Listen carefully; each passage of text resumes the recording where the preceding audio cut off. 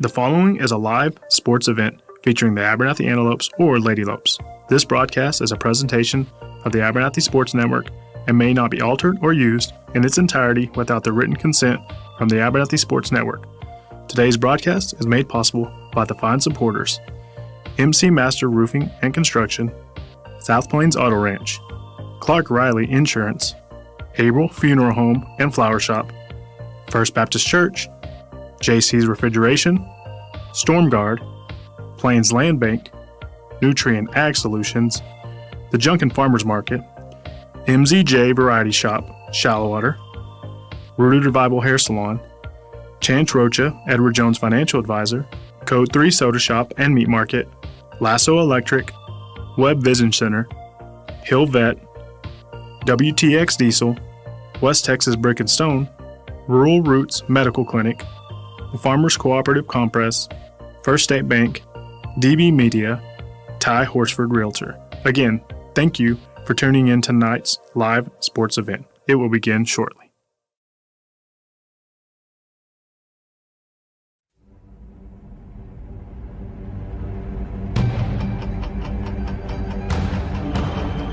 Quarter. There's an empty backfield looking to throw. Wiley swings it out over to the far side. Lots of room. 10-5 touchdown. Coming up. There's the snap. Another handoff underneath. And the first one there behind the line of scrimmage is number 50, Dyson Garcia.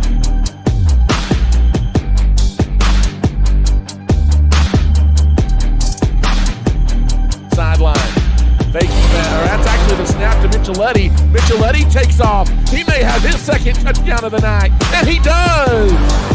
Colt Micheletti from 28 yards. Highly three receiver set. There's Rolando in motion. He gets the pick, and he hits the hole hard. He's into the red zone. He's carrying tacklers. He's Superman into the end zone. Rolando Martinez on the second.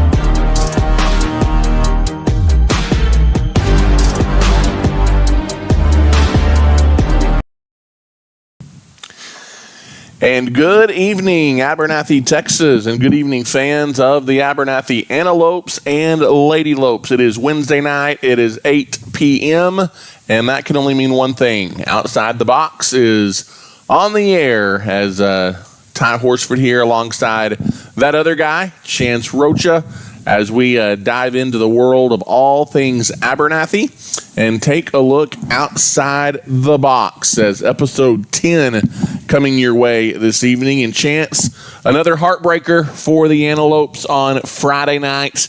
We'll talk about that a little bit more later in the show, but a loss right near the end to their rivals from the New Deal. And that kind of puts you behind the eight ball in district play. And so we'll chat about that. Later on, we'll talk about the Abernathy volleyball team who had an exciting week, or at least night last night. Cross-country regionals, band competitions.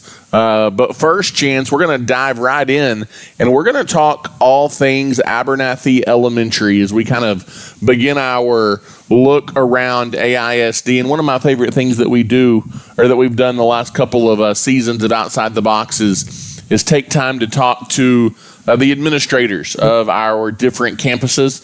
And today we actually had an opportunity to sit down with Joanna Fullingim and Kaylee Sterner, our principal and AP of our elementary campus, and had a great chat with them today. Yeah, we definitely did, Ty. And it was just nice to catch up with them. You know, you're 10, 11 weeks into the school year, and just all the exciting things that they had to talk about, and just the progress they made so far this year, new staff, all that fun stuff. And so it's just good to hear from their perspective all the positive things that are happening at the elementary school.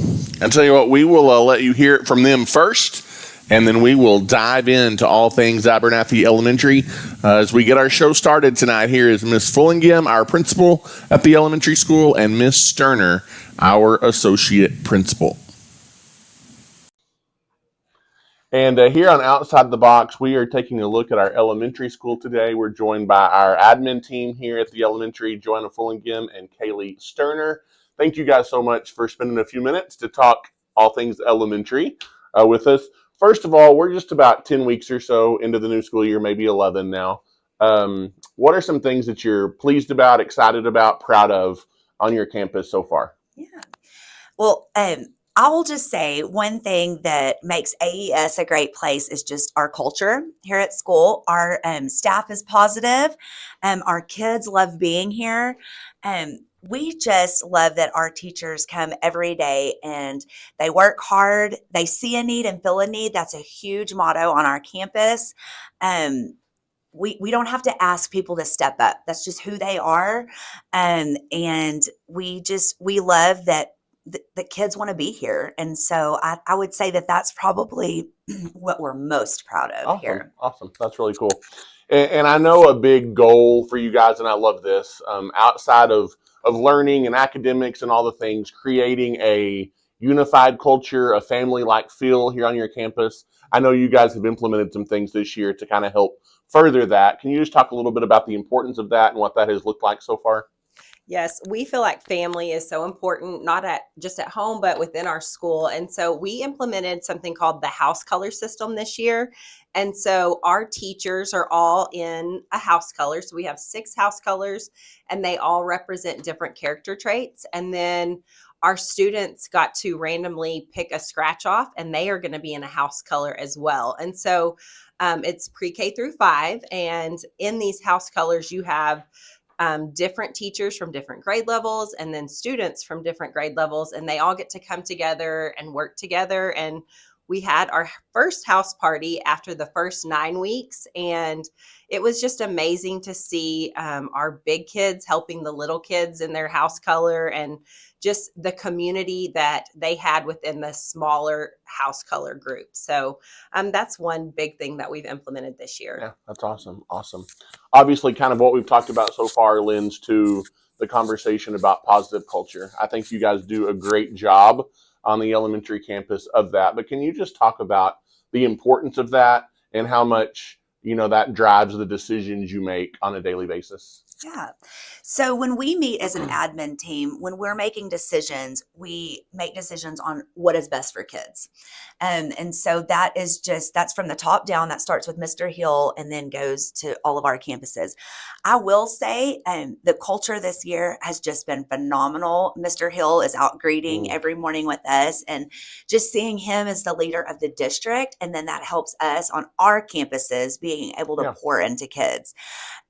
One of mine and Kaylee's, our big thing that we love to do is greet kids by name every morning. That might be the only time their name is said. And so we really do try to pride ourselves in learning every kid's name here on campus, and just wishing them a good morning. That is probably the most, it's my favorite time of the day for sure. That's awesome. Very cool. Very cool. Obviously, you guys, as probably is the case with most school years, several new teachers, several new staff members on your campus. Can you just talk about kind of how they have fit into the mold and how they're gelling with everybody, and just kind of the overall kind of how that's gone so far? So we feel like we have hired some amazing new staff members, from certified teachers to just teaching assistants. And like our culture, it's family. And so our people that have been here have welcomed them. The new people have stepped up. We're learning new curriculum. We are trying to help support our new teachers. And so we're meeting with them monthly to go over things that might be coming up. So whether it be report cards or, contacting parents, whatever the situation is, we're trying to meet them where they're at and support them, because we want them to feel supported and want to come back and continue with building that culture of just being supportive in a family. So. Awesome.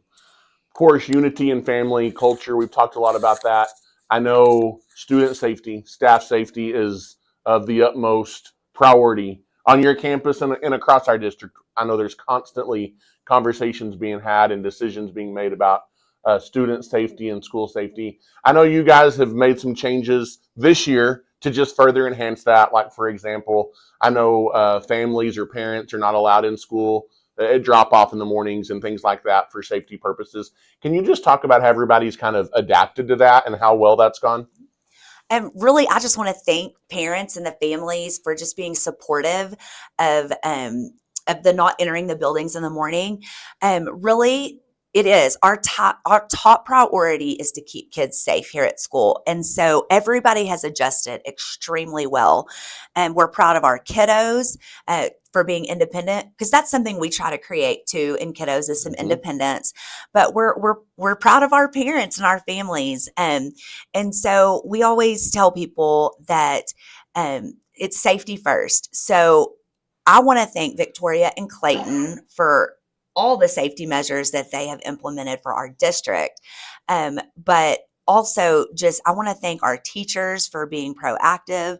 And we've had some situations this year, and our kids are trained. They know what to do. They feel safe and they feel loved on when they come here. And so, yes, we made some changes, but I did not hear the negative. It really has been all positive. And so I just want to say thank you to our community. Awesome. That's great. That's great. I love that. And last but not least, obviously, it's hard to believe we're as far as we are into the school year. It's going to be Thanksgiving and Christmas break before you know it. But can you just talk about some things you guys have coming up here at the elementary that you're excited about? So elementary, there's always lots of fun things happening. One big thing is the turkey run. And so we're really excited about that. It gets kids moving. Teachers also kind of get involved, and we get involved getting to be the turkeys. And so it's always fun just encouraging the kids and seeing them run and just put their heart into something. And so we have that coming up. We also have our UIL that we are hosting this year, and that's going to be, I think, December 3rd. Mm-hmm. And so our kids are practicing all the things, and we can't wait to see them shine and get to showcase their skills in that way. And then the elves will probably show up at some point, and we will be having another house color party right before the end of the semester. So lots of fun things happening at AES. Awesome. Awesome. Well, thank you guys so much. I know Chance and I both have kids on this campus, and we're so thankful for you guys and blessed by you guys. So thanks for all you do in creating the culture and atmosphere you do on our elementary campus. Thanks for joining us today. Thank y'all. Awesome. And welcome back inside the Outside the Box studio. Voice of the Antelopes, Ty Horsford, alongside Chance Rocha.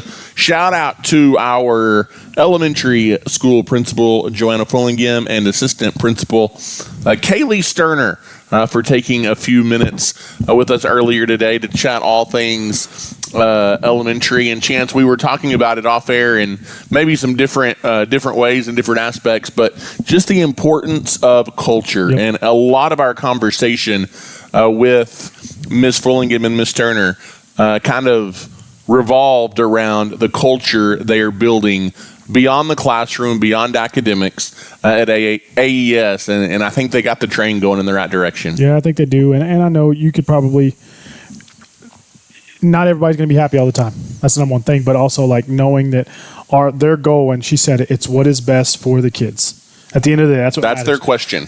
What is best for the kids? What do you want to do that's going to be the outcome that the kids need and the students need to just progress and to make them better students and citizens and everything down the road? And then just them talking about the positive nature of all the new staff that they brought in, how, you know, the changes with the security, how parents have just been like, yeah, we want the kids to be more mature. We want them to just be self-sufficient and being able to walk themselves to the classroom or go to the cafeteria and then go to the classroom, whatever it may be. And so just the fact that everybody's kind of bought in and with everything that they're doing there. You know, and I know we've talked about the house color thing that they're doing this year, and they mentioned that. But I just thought, I think it was Ms. Sterner, that obviously the family unit at home is important. And they believe in that wholeheartedly. But they also believe that when you come to school, you should be a family. You should be in it together, and that is what they're trying to strive to create. And honestly, I think they've come a long way this year in taking, not that they weren't unified and have some of those things in place in previous years, but it's just really evident, I feel like, this school year so far. Yeah, for sure. And you know, I like the fact that she did mention, I can't remember if it was in the interview, but I know she mentioned off just like how the older students took that leadership role in those family units when they put them all together. Like they had to do a chant and learn a song, and how some of those older ones were like, hey, we're going to teach them, and kind of took those younger ones under their wing. So it's just kind of giving that identity of like, hey, your job as you get older, someone is looking up to you. You know what I mean? And so it kind of teaches them at a very young age that there's always little eyes watching. I think that's very important for those students to see and to understand for sure. Well, Chance, I think the best way to sum up the things going on at our elementary school, I ran into a grandparent of an elementary student the other day, and they were not from here. It was someone that had a background in education elsewhere. They were retired. They had been in good school districts. They had been in school districts that struggled. And she said, you know what? I didn't even have to talk to anyone. She goes, I walked in the doors to the school. It was for like a donuts with grandparents or something that they did. And she goes, it just felt right. And she goes, when the culture is good, you feel it. When it's not, you feel it. She goes, you felt the love, you felt the unity, you felt the care. And I thought that was a huge testament to what our elementary, and it starts at the top. It starts with Miss Fullingham and Miss Sterner all the way down to the students on the campus. For sure. And she even, to go even further, and I think Miss Fullingham mentioned it, like just talking about Glenn being there to greet at the beginning of the day. And she even mentioned that, like it starts with him setting that culture. And she said that's one of her favorite parts of the day. And just the fact that she said, we want to know every student's name. And you don't get that everywhere. And it's just funny because I was just talking to my son about this. I said, one of the biggest things that's impactful to someone, whether it's a kid, an adult, whatever, if you walk up to somebody and you say to them, hey, hey, Tom, hey, Jim, hey, Charlie, if you call them by their name, they're like, man, They care about me. They care about me. That makes me feel important. That just shows that, hey, you're noticing me. And that's important to those kids as well. And I think that just the fact that they look at something as small as that, it speaks volumes for sure. Well, and even down, we talk about the staff, and they talked about the great staff that they have. And I know you're the same way. Both of my kids are on the elementary school campus. You've got one there as well, a couple there as well. And teachers they've had in years past on their way to their class, whether it's Miss Sullivan or Miss whoever, they want to stop and they want to give that previous teacher a hug because and those teachers jump at that because they still love them. They still care for them, even though they're not their teacher this year. Yeah, a lot of times it may not even have been their teacher. It's just they know they're a teacher and they know that they talk to them in the hallway. And so you're right. Whether it's in the hallway at a football game, a basketball game, whatever it may be, they're like, "Can I go give so and so a hug?" And I'm like, "Yes, go give them a hug." And that just shows how those teachers love on them and care for them and want the best. These for those teachers kids. come to little league games and basketball games and all the things. Yep. So I mean, it's just you don't get that everywhere. And I know you and I, both having kids on that campus, are super thankful for the things going on. So we're lucky in Abernathy to have the elementary school that we have. For sure. Moving on, Chance, something to put on your calendar. November 11th, it is Veterans Day. And I tell you what, the Abernathy community and school district kind of puts it on, and there's different students involved in different things. They put on a superb Veterans Day program. It's really good. Every year it is, and that goes back to when I was in school. There has always been an emphasis put on the Veterans Day program, and so this year's program will be November 11th in the Antelope Gym at 10 a.m. I believe they're doing a breakfast for veterans starting at 9 that day, but that's always an event worth going to. Yeah, it's like you said, not only is it important to recognize the veterans, but just the fact that they take so much pride in it and they put on a great little program for them for sure, and it's super impactful. I would agree with you, Ty. It's one, sometimes you go and it's kind of like, that was nice, but I was just like, wow, that was a lot really of thought, good. a lot of process, and a lot of things that they do to them for sure. So, I thought this was funny, Ty, just talking about the things, the opportunities, the things that they're doing. They don't do this a lot. I know I can't remember if they did it last year, but just be cautious. If you see high school kids walking around with new babies, Don't be alarmed. Don't be alarmed. They're just simulators.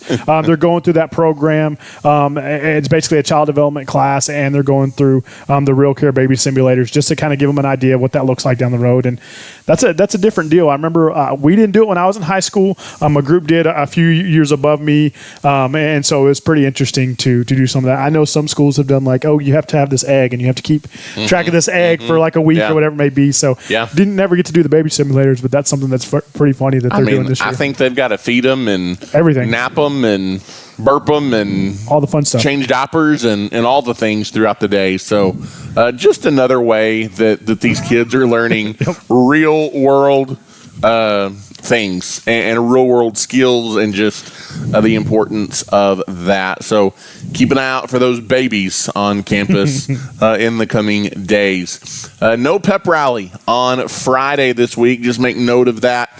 Different student groups obviously traveling to Florida for the football game, and so just the timing of it all, there will be no pep rally on Friday, so everything will just kind of be like a normal day, and then everybody will head to Florida to cheer on the Antelopes. And then Chance Red Ribbon Week. That's always a popular week. It's not just one dress-up day. It's 5 dress-up days. But again, the purpose behind Red Ribbon Week, obviously the importance of drug awareness and different things and the harm that those things can do is super important. Yeah, and the kids just love it, and they get a little short lesson with every little thing that they do. And we say dress-up days are pretty simple: crazy socks, neon day, wear a hat, all that kind of stuff. And I think the final day they just tied it in with the theme for it. It's throwback, but I think they said the kids can wear their Halloween costumes too. But it is throwback on Friday for the end of that. And then also next week, trunk or treat will be at the high school parking lot. I'm not trick-or-treating on Halloween. I will be at a football game, and it's going to be the best day ever. So there will be that trunk or treat next Wednesday. I believe the Minnesota Alliance is putting that on again, as they do every year, and so that'll be a fun little deal that they do next Wednesday for sure. And my kids have already been asking, what are we doing? Are we going to this? Are we going to that? Can we wear our costumes to school? And I'm like, for sure. I said, but I can promise you one thing: we're not going on Friday night. And so, but you can go. The Booster Club. We talked about this last week. The Booster Club will be doing a Halloween parade of sorts, and also trick or treating at the football game. So don't skip the football game. Yep, bring your kids and their costumes, and it'll still be a fun time for them on Friday night for sure. So that's a look around AISD, Chance. Let's take a quick timeout, and we will come back and take a look at this week in sports around Abernathy. Lots to talk about. We'll be right back. Dr. Kent Webb and his family have served West Texas for over 80 years. Webb Vision Center of Plainview offers a full-service and comprehensive eye care center. We have state-of-the-art technology that allows us to provide the most up-to-date eye exams and determine eye and vision health. We also offer many specialty eye care services. What are you waiting for? Come see Webb Vision Center in Plainview today. We are proud to support Abernathy Athletics.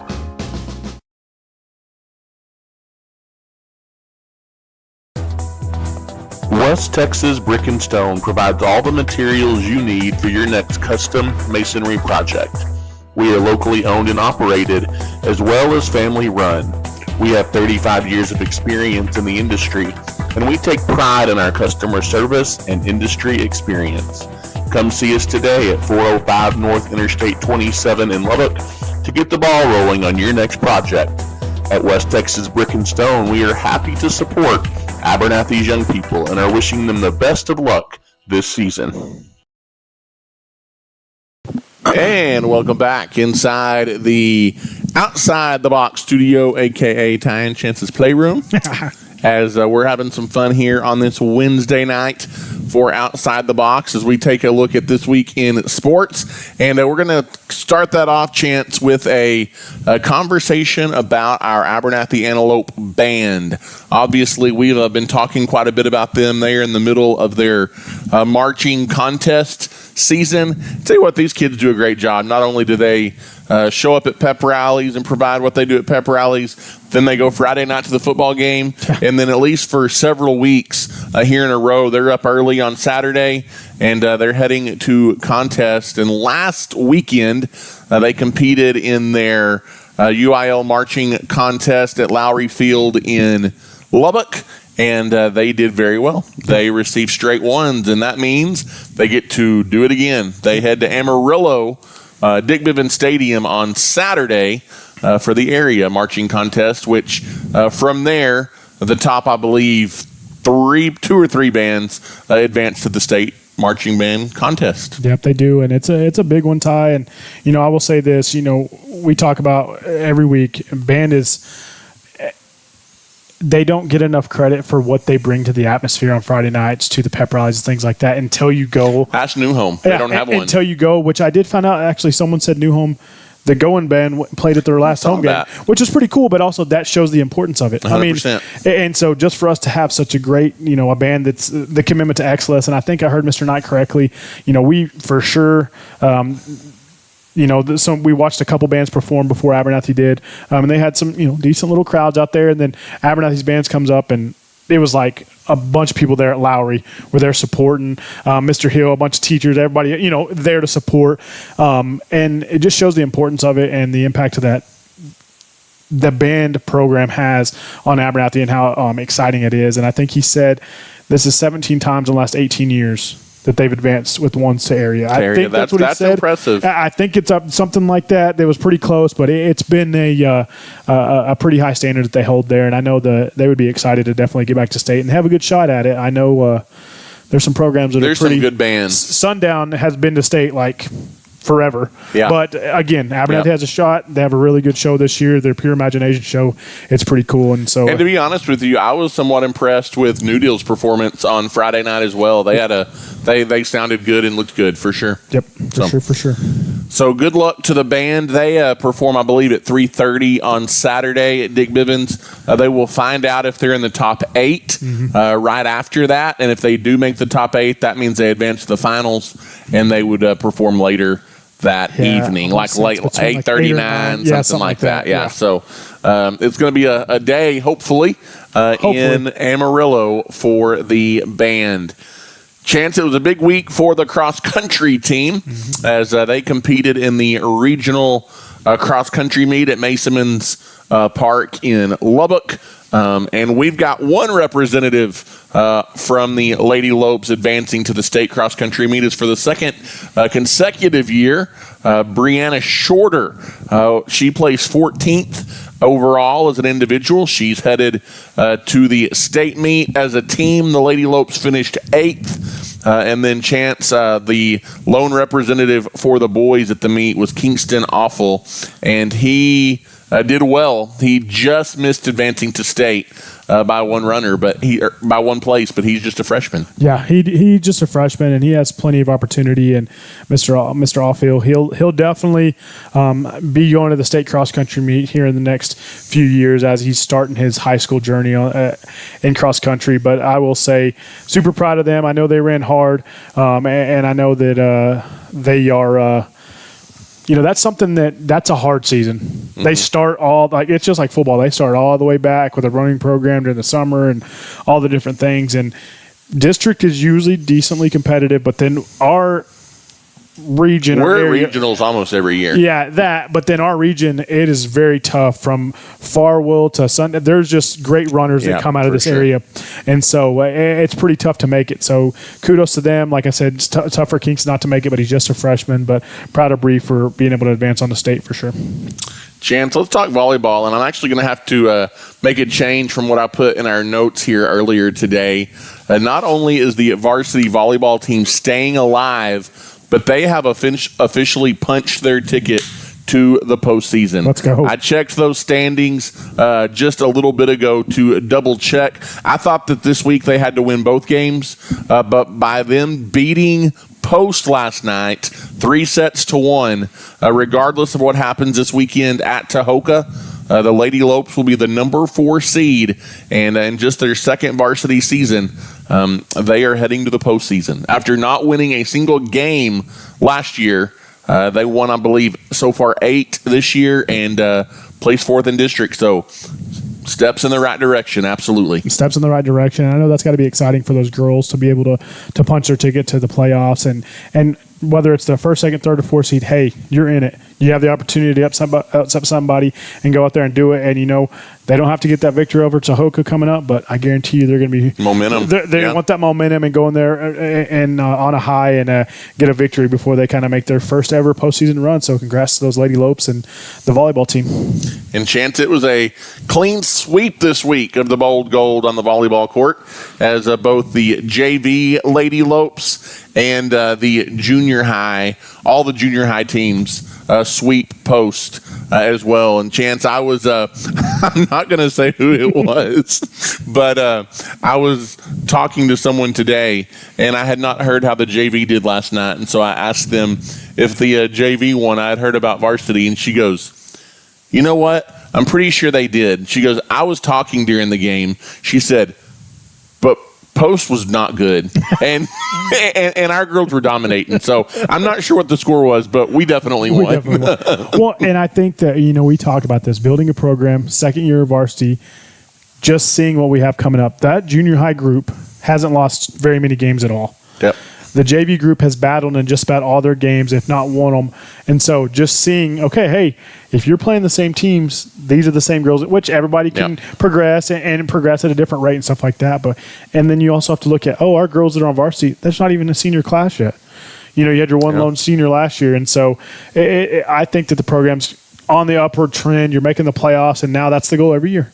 You know what? I honestly thought that they would probably struggle to get in the playoffs this year. Just obviously, you knew they were getting better, right, and they were being more competitive. But our district is tough. But they literally did not win a game last year. Again, they were all freshmen and sophomores, basically. However, they competed. They never quit, and they're going to the playoffs. So congratulations to them.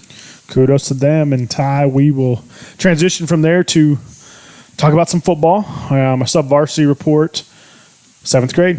Got the first W. Yep. I believe it was the quote from some dads in the stands. They played like a football team on Thursday. And it goes to credit. They beat New Deal 20-14. And I think that was the first time they've gotten in the end zone since their first scrimmage. Really? Yeah. Wow. And so they've had some struggles, but I think they kind of are putting it all together. It's the right time. They got a handful of games left. And so that's exciting for them to get their first win. And then the 8th grade battle, they came up short. They lost 20-12 against a tough New Deal team. And then JV, Ty, I will tell you this. You can see the difference in when there's injuries in a program because it affects everybody. It affects everybody because there was not a single freshman on New Deal's varsity team. And we had 4 and a lot of sophomores. There was only 3 sophomores on their varsity team. So you know that JV team was mature. All those freshmen that are on there, they're all playing together. And there were some big old boys. And again, the JV was kind of cut short with the players that they moved up to varsity. So they were kind of playing behind the 8 ball. But give credit to them. Kingston Offield did a great job stepping in at quarterback and trying to step up and man the ship. And they played tough. They were in it. The score doesn't show it. They lost pretty big, but they were moving the ball, but then they would just catch some tough breaks and not able to put too many points on the board, but they battled for sure. And they get the week off this week, though, because Floydada doesn't have a JV. So, and a chance that leads us to it was an exciting, emotional, and then eventually frustrating Friday night at Antelope Stadium. Abernathy returned home, trying to right the ship after their just put it how it was, worst performance of the year at new home to open at district play. The Antelopes, they play better. They showed some fight despite all the injuries, and they were right there. But it is the New Deal Lions who hold on late and withstand a late Abernathy rally, 26-24. Yeah, and it was a game that, going into it, I kind of picked a possible upset depending on what would happen. But when we got there, we kind of knew Jagger wasn't going to play. New Deal kind of looked the part, and then you're thinking, oh, man, this may be a tough night. And it probably would have been. Like you said, you were without your leader, Jagger. And then first drive of the game for New Deal on offense, they lose their quarterback to a shoulder injury. Not sure if it was aggravated, a previous injury or what, but they were without him. So that's really what kind of shifted the game for both teams because both teams just turned into kind of a wildcat handoff. We're just going to run the ball the majority of the time. And I think New Deal threw the ball. They attempted 3 passes all night. Yeah. And so you kind of we had a hard time stopping them running. We did. And they would kind of just go straight handoff to Rodriguez. And then the other time they'd bring in the Santoyo and they would kind of do a wildcat. But we battled. That's what I love, the fact that we wanted to see some fight. You didn't see the fight at New Home. And early on, it looked tough, but then some things went your way, and you fought back to the bitter end. And just a couple yards short right there from getting that 2-point conversion to tied up time. Yeah, you have 2 just highlight reel runs by Caden Bird in the fourth quarter to erase a 2-score deficit late in that ball game.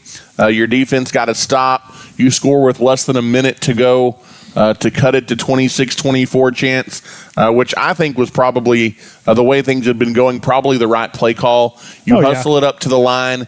You do a direct snap to Caden Bird, who just had a fantastic night, 240 yards and 2 touchdowns for Bird. And he just put his head down and tried to will his way into the end zone right up the middle, and he came up less than a yard short. I thought he was right there. I thought he might break the plane, but just short of a game-tying 2-point conversion inside of a minute left. Yeah, it was a tough one, and like you said, the silver lining is you saw the highlight runs, the big plays that you knew that Bird could pull off. He's fast. And not only is he fast, but just like he flies. He does. Right out of a cannon. It's like he just kind of picks his way and then he's gone. And then also you had hard runs from Malachi Walters. He had about 75 yards rushing. He also had 2 touchdowns as well.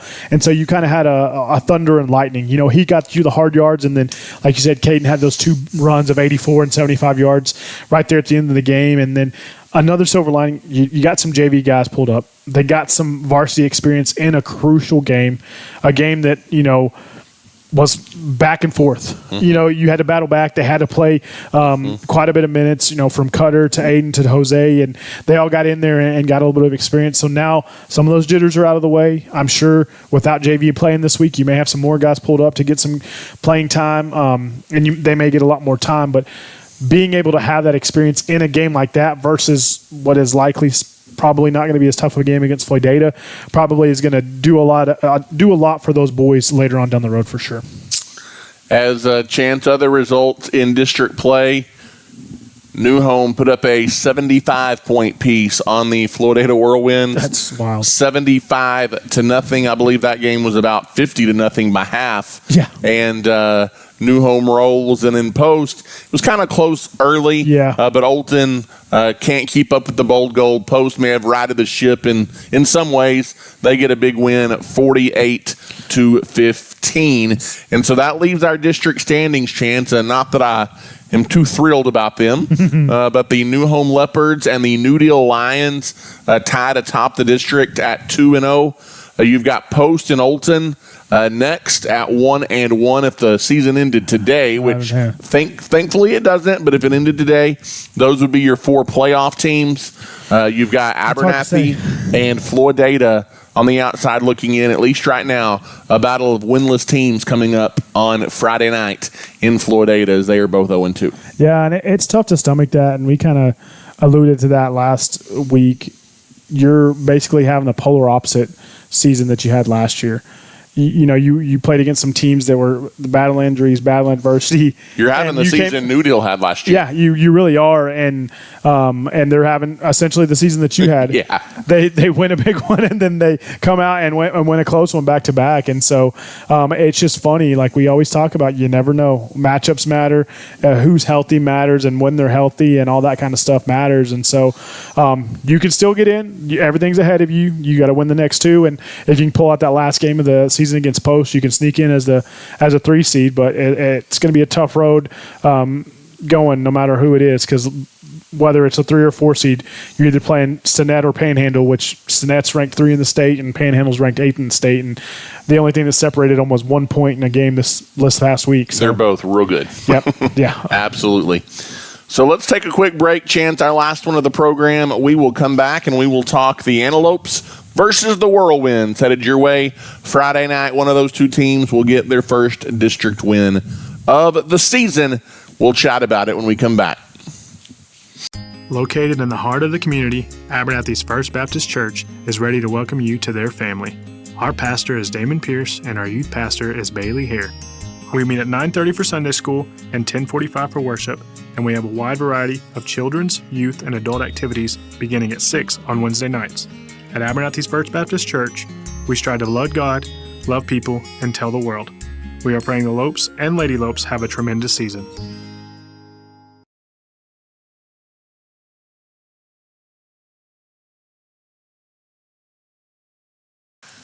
And welcome back here outside the box as we finish up our program tonight as we preview the Abernathy Antelopes and the Florida Whirlwinds coming up Friday night as Abernathy hits the road as they are going to play at the almost brand new, it's a couple years old, Westerfield there in Florida. Nice venue for the Antelopes and the Whirlwinds. And Chance, just say it like it is. The Florida Whirlwinds, probably one of the weakest teams in the entire state of Texas in Class 2A.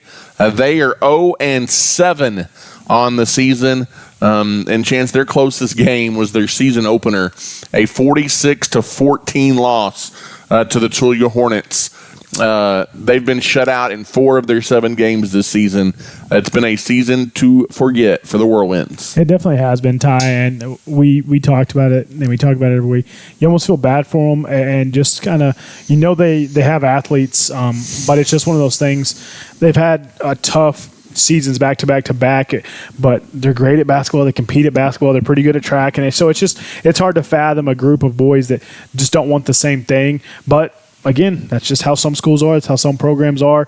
It's hard to get some buy-in when you haven't had success, and so you kind of alluded to it. It's just been a tough season, and probably not to look forward to for the Florida Whirlwinds for sure. As players to watch for the Whirlwinds, Chance, from best we can figure, their quarterback, Brandon Diaz, he's not going to do a lot of throwing or running. He's kind of just a pocket quarterback that he's in there to hand the ball off for the most part.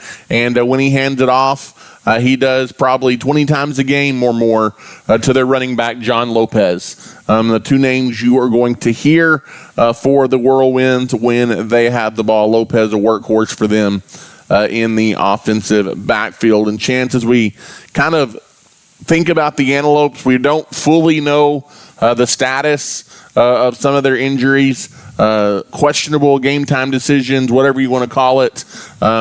Quarterback Jagger Wiley still nursing that shoulder injury. I know he has been rehabbing like crazy, trying to get back in the lineup. I know he has not practiced much at all the last 2 weeks. I believe Cutter Johnson's been taking a lot of snaps at quarterback.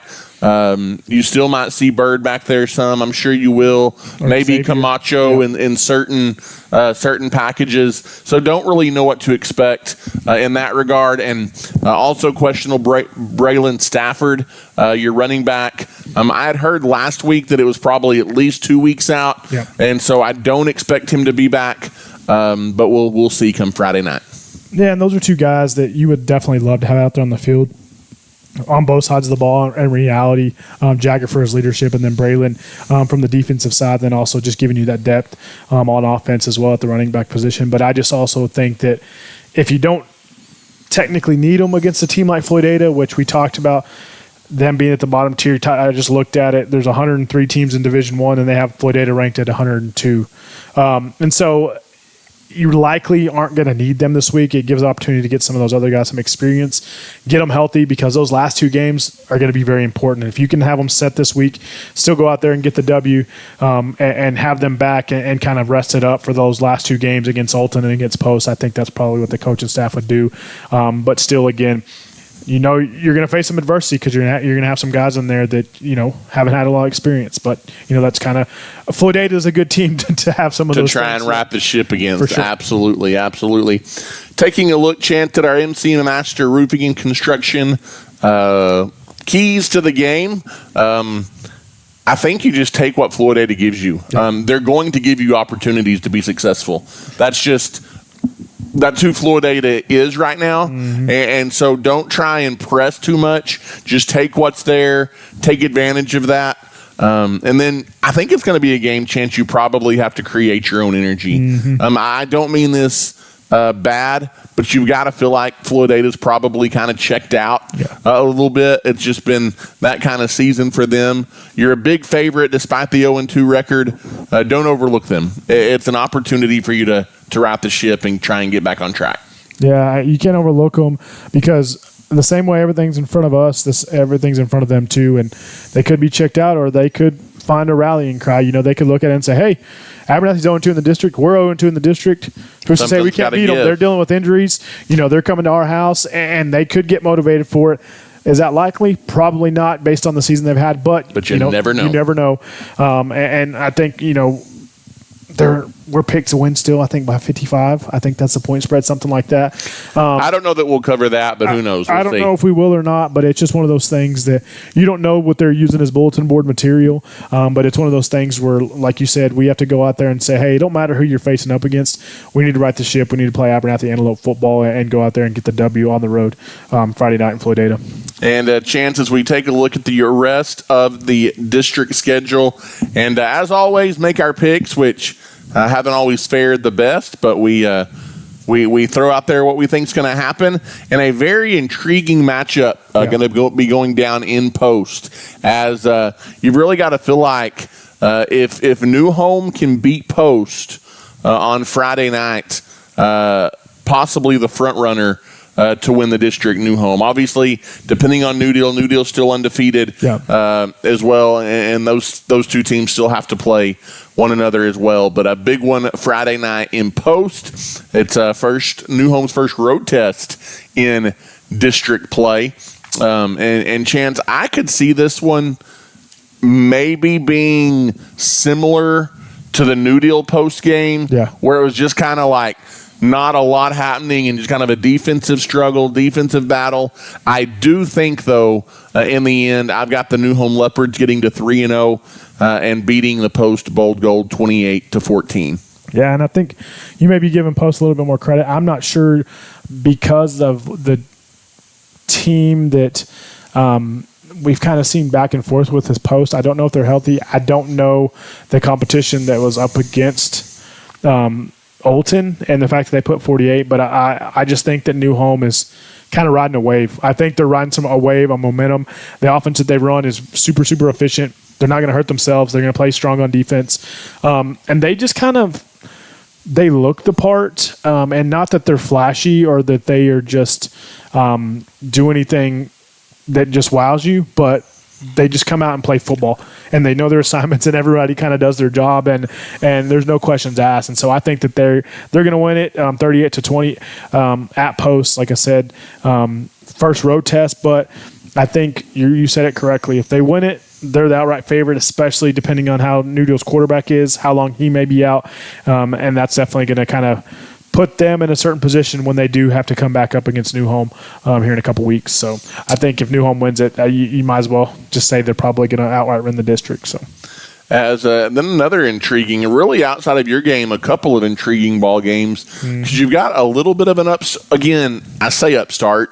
It feels like some weeks Olton is playing better, and then they have a week like they did against Post last week. But that game was close for a while. Yeah, until about halftime. Before Olton kind of fell behind. But you've got Olton going on the road to New Deal. New Deal, they're riding high. They've beaten Abernathy. They've beaten Post. They're 2-0. Is it a prime situation for a letdown for the Lions? I don't know. Yeah, it possibly could be, and then you also have to look at it from the standpoint of it's kind of a trap game for them. They come off 2 big wins. They're playing an Olton team that they should beat at home, but they got to go to New Home next week. So are they looking ahead to the Leopards? Are they healthy with their quarterback? All the things that are happening there, and so it is a little bit of a trap game. I think New Deal still pulls it off just from, again, the eye test. They ran the ball at will, and you're a decent defensive team. Obviously, you were down some guys up front and things like that, but they didn't have no problem lining up and running the same play back and forth both ways, and that's just because they have some guys up front that can push you around a little bit. And I think Olton may not have some of that depth, and I think they're still going to come up and get the victory. I think it's going to be closer, similar to our game. Maybe not as close, but I think they come out on top 28-20, and they kind of stay there tied at the top of the district. You heard it here first, gents. The Olden Mustangs go on the road and get a big upset over the New Deal Lions as New Deal misses an extra point. There you go. And we know a little bit about that from our game with New Deal. Yep. But I've got the Olden Mustangs pulling out a 21-20 win over the New Deal Lions in New Deal. I think it is a trap game for the Lions, and I think they're looking ahead to new home. Yeah, and it's a very good possibility. I think we were a lot closer on our picks last year than we have been this year, Ty. But I think that it's one of those games to where it's an expectation to win, but also, I think that New Deal's kind of on a revenge tour. And they are. They've proven that so far. And again, but you don't know. Look ahead. Is their quarterback back? Is he going to be healthy? What are they looking like on that stuff too? But we say it's going to be close. New Deal's going to beat them by 5 touchdowns. It may be that way. Who knows? Who knows? Yeah. I know a game on Friday that I hope isn't close, Ty, is Abernathy going to Floydada on the road, 55-point spread. I'm not sure if you'll cover, but I think that you're going to get you a shutout. I think we put up 42, and I think we maybe not right the ship all the way just because you're still going to be dealing with. You're not going to really know a lot because of your opponent. It's going to build confidence, hopefully some confidence for some of the younger guys, possibly some of those JV guys to get in there and get some experience. And as noted, we talked about it last year, Floydada, Colt Micheletti burst on the scene. He was just playing JV quarterback until Floydada last year. First play of the game, he goes 70 yards for a touchdown. You're thinking, all right, well, here we go. And absolutely. You don't know if you may see that against Floydada, but I think the thing with kids and with young men is they don't know they can do it until they do it. Mm-hmm. And so once they kind of get a taste of it, then it's like, okay, I can do this. And so hopefully you see that with some of the guys, whether it be Cutter or Aiden or one of the other guys on varsity, whether it could even be Malachi. Who knows what it may be. It could be X, but you don't know until they can do it. And I think you may have some of that happening on Friday night in Floydada for sure. And I think Floydada is a defense that Caden Bird could have himself a heyday. Oh, man. Yeah. Absolutely. So you've got Abernathy with the shutout, 42-0. I had Abernathy the easy win as well, 45-8 is my pick. Although Floydada has been shut out 4 times in 7 games this year, and they've only scored over 10 points once. And so we'll see how that all plays out. But I've got the Antelopes 45-8 over the Whirlwinds on Friday night. I think we're going to get the shutout. That's just me. I hope you're right. I'll take it. I'll take covering the 55-point spread if we want to. That'd be nice. It'd be a fun game to call for sure, and just see some of the excitement, some of the fire. Back to back 0-2. That's tough. Yep. I'd like to go 3-0 on the way out and finish above 500 in the district and go to the playoffs. That's what I'd like.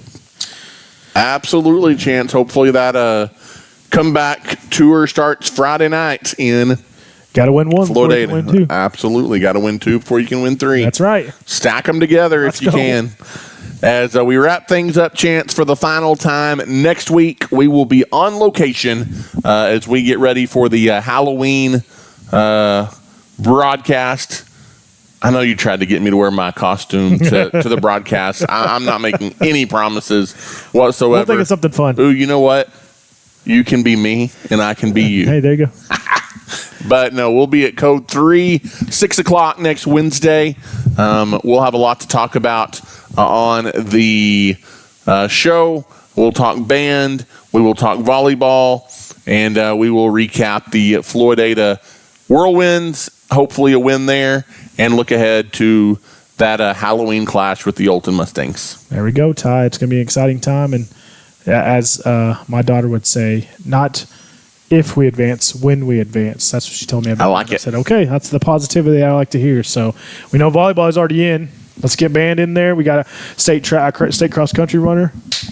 I like it. Let's do it all. Winning breeds winning.